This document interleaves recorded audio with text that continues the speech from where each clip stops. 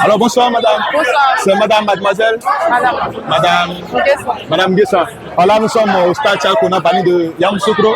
Nous sommes à la salle VIP Nord où on regarde le match des éléphants face aux étalons. La Côte d'Ivoire mène 2-0. Oui. Quelle analyse pouvez-vous faire de ces 45 premières minutes?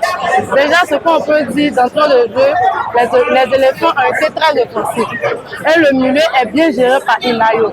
On sent bien le milieu. Et aujourd'hui, Songare fait un super match.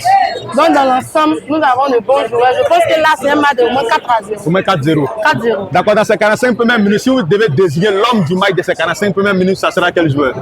Amand Diallo. Amand Diallo. Ok, merci madame à vous et puis bon match aux éléphants de Côte d'Ivoire. Merci. Alors bonsoir monsieur. Bonsoir. C'est monsieur Sarr. Oh, monsieur Sarr. Ouais. Voilà, les éléphants sont opposés ce soir à l'équipe du Burkina. Première mi-temps Côte d'Ivoire 2, Burkina 0. Un match qu'on peut dire maîtrisé dans son ensemble. Quelle analyse faites-vous de ces 45 premières minutes?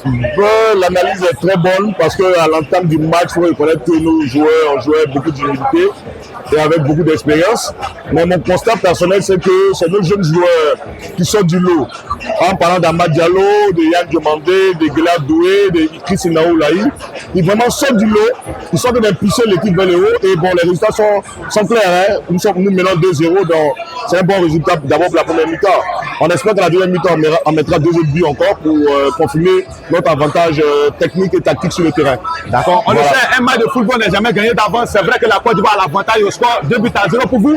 Pour cette deuxième mi-temps, est-ce que les éléphants doivent gérer le match ou ils doivent encore attaquer pour aller marquer un troisième but pour tuer le match définitivement? Merci, non, je ne pense pas qu'on doit gérer le match. Parce qu'il faut reconnaître que quand même les étalons du Burkina, c'est une très bonne équipe.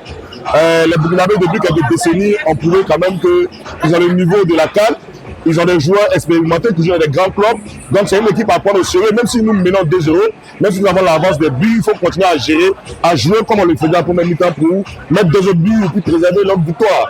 Voilà, c'est une équipe à ne pas négliger quand même si on met 2-0. Merci. Merci pour vos impressions. Déjà, on va souhaiter bonne chance aux éléphants qui font leur entrée déjà sur le stade. Nous, c'est la cellule foot de Yakro. On est sur Facebook, TikTok, YouTube. Super. Vous tapez juste la cellule foot de Yakro. Il n'y a pas de problème. Tous nos débats. En tout cas, merci pour la réception. Elle est de qualité. Okay. Merci à vous aussi. Merci bien. Merci.